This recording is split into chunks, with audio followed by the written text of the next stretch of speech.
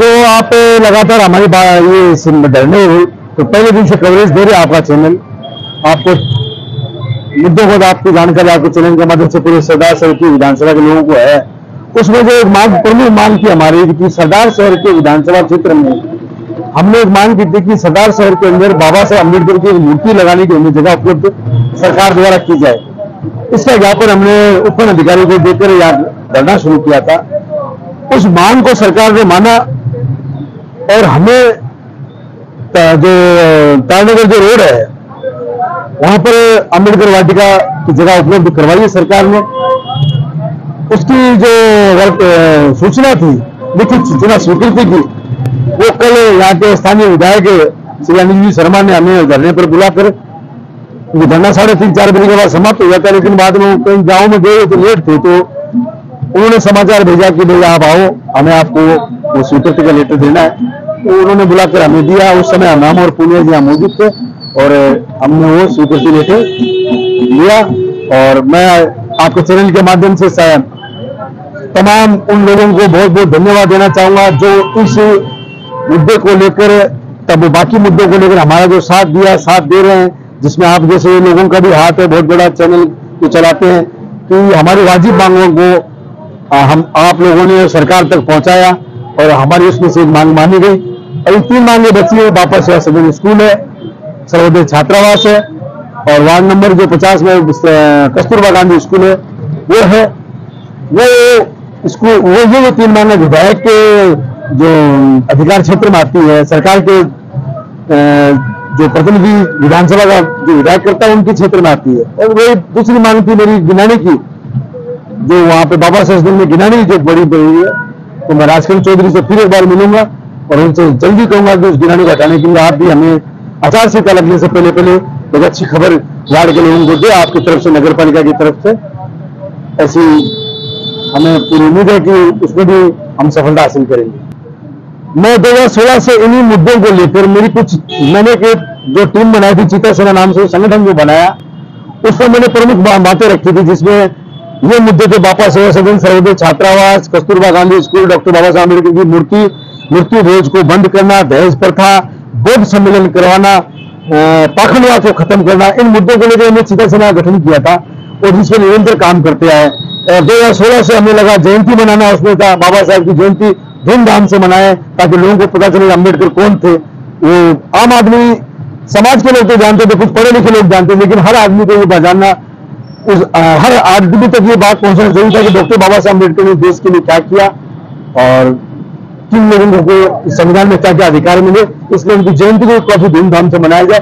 ये इन सब आयोजनों को लेकर हमने चीता सेना बनाई थी, जिसमें हम आज पहली बहुत बड़ी सफलता है। उसके पहले बौद्ध सम्मेलन करवाया और जयंती तो आप देखते हैं हर साल मनाई जाती है। ये चीता सेना के एजेंडा थे जिसपे आज भी हम काम कर रहे हैं।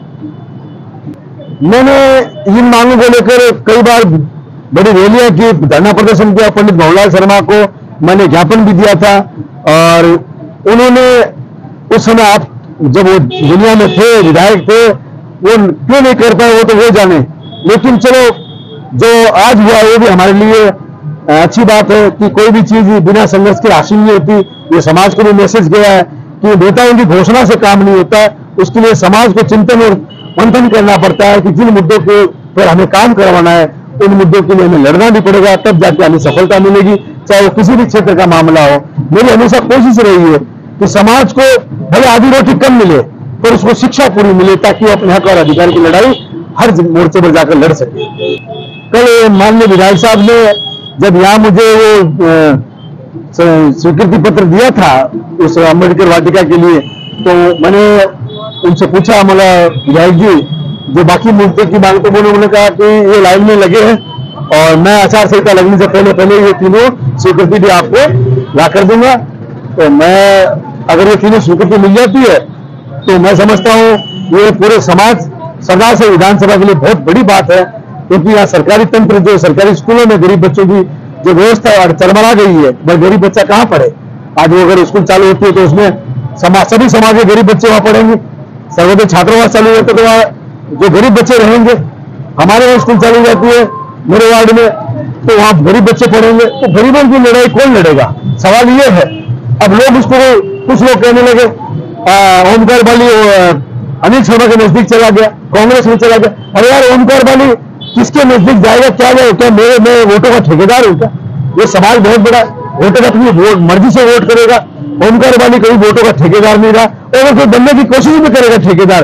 तो मैं समाज से ये कहना चाहूंगा, आप किसी को वोटों का ठेकेदार बनने मत दो, आप लड़ने वालों का साथ दो, चाहे वो कोई भी हो। अगर आपके लिए लड़ता है आप उसका ईमानदारी से साथ दो, ताकि जिन मुद्दों के लिए वो अगर लड़ता है और आपके मुद्दे पर काम करता है तो आप उसका समर्थन करना चाहिए। वही बात वोट की, जिस दिन आपको वोट देने का टाइम है आप सोच समझ कर वोट करें, किसी समाज के ठेकेदारों के नाम इशारों पर वोट ना करें। आपका वोट है, आप अपने हिसाब से दे, अपनी सोच से दे। देखिए आचार संहिता से पहले अगर मेरी मांगे नहीं मानी जाएगी तो जो चीजें बची हैं स्वाभाविक है गांव में जाकर उसकी बातें करेंगे कि भाई ये मांगे क्यों नहीं मानी जा रही, इस पर और कितनी ताकत पर समाज को लगानी चाहिए, हमें और क्या जरूरत है जो नहीं इस मांग को मनवाने के लिए। जो नई सरकार चाहे किसी की भी बने, उसमें कोई पार्टी का मैं नाम लेना नहीं चाहता, लेकिन जिसकी भी बने हम और ऐसा क्या करें ताकि जो हम पहले नहीं कर पाए वो आगे करें। और पंडित भंवरलाल शर्मा जो बीमार थे तो भी मैं उनसे मिलने गया था, लेकिन उस टाइम उनकी अवस्था ऐसी थी कि उन मुद्दे पर चर्चा नहीं कर पाया। मैं उनसे मिलने गया, पंडित भंवरलाल शर्मा के जो बाहर जो बैठे हुए थे उन्होंने जाके पंडित जी से कहा कि ओमकार वाली आया, तो उन्होंने मुझे अंदर बुलाया, मैंने उनके पैर छुए तो उनकी आवाज इस तरह थी जो दबी आवाज थी। तो पंडित जी ने मुझसे यही पूछा, बोलो वाली क्या काम है, क्या बोल तेरे पर कोई काम है तो बता। तो मैंने बोला नहीं साहब मेरा आपसे आज कोई काम नहीं, मैं आपसे मिलने के लिए आया, आपका स्वास्थ्य कैसा है। तो उन्होंने कहा भंवरलाल देखिए विरोधी चाहे कोई भी हो ये राजनीति है। भंवरलाल शर्मा इस सरदार सिंह में राजस्थान में एक शेर था जो हकीकत में एक बड़ा नेता था राजस्थान का, जो मुकाबला करता था बड़े बड़े लोगों से, चाहे किसी भी क्षेत्र में वो मुकाबला करता था, लड़ते थे, बहुत बड़े नेता थे।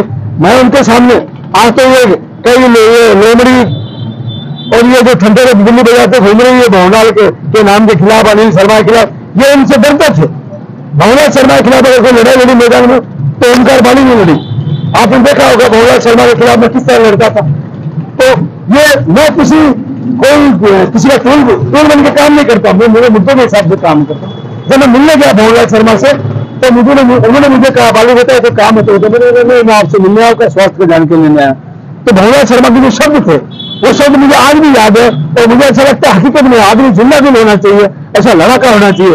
उस समय भंवरलाल शर्मा ने मुझे कहा मैं चुनाव लड़ूंगा अगला, तो देख सोचता क्या है। तो मैंने भी उनके अंदाज में उनको जवाब दिया, मैं बोले भंवरलाल जी आप मुझे बीच में छोड़ के मत भाग जाना, मैं आपको चुनाव हराऊंगा और आप ये तैयारी कर लेना, अगला चुनाव ओमकार वाली जीतेगा। तो उनकी आंखों में आंसू आ गए। वो शेर आदमी था, वो जिंदा दिल आदमी थे, भले आज दुनिया में नहीं है। मैं उनका हमेशा विरोध करता रहा और लड़ाई लड़ता रहा, और एक शेर के सामने एक शेर लड़ता है तो उस लड़ाई को लोग यहाँ देखते थे कि लोग लड़ने वाला उनके सामने जिसके सामने लड़ रहा है वो लोग कौन है, लोगों को भी दिखता है। मैं वोटों की राजनीति नहीं करता, मैं काम की राजनीति करता हूं और करते आया हूं। अगला जो चुनाव है इसके अंदर फिलहाल तो पार्टी तय किसको करती है उम्मीदवार मुझे इस चीज की फिक्र नहीं कि कांग्रेस का उम्मीदवार कौन होगा, भारतीय जनता पार्टी का उम्मीदवार कौन होगा। मैं आरएलपी का कार्य करता हूं, मेरी पार्टी से अनुमान बनेगा किसको उम्मीदवार बनाते हैं, किसके ऊपर भरोसा करते हैं, क्योंकि सभी पार्टियों में अपने उम्मीदवार जिताऊ उम्मीदवार चाहिए। अगर उनको ऐसा लगता है कि यह आदमी जिताऊ है हमें उसको टिकट देना चाहिए, तो ये टिकट बंटवारे के बाद ही तय होगा कि हमें क्या करना है क्या नहीं। उसके पहले हमारी कोशिश है कि हम ज्यादा से ज्यादा लोगों के जो मुद्दे हैं उनको ऊपर काम करें, लोगों को उनका हक दिलाने के लिए उनकी लड़ाई को जीत कर लोगों के बीच में जाए। बहुत खुशी, मेरी जो कल की, अगर आप यकीन नहीं करोगे, जब मुझे वो पत्र दिया गया तो मुझे जो खुशी थी उसका अंदाजा मैं बयान भी नहीं कर सकता। उसके क्योंकि मैं मुंबई शहर से आया, मुझे तो यही पता नहीं था मेरे होता है क्या, छुआछूत तो मैंने यहां आकर देखी। एक बच्चा जो मुंबई शहर में पला बड़ा, साहब काशीराम जी ने मुझे एक आग बना के भेजा।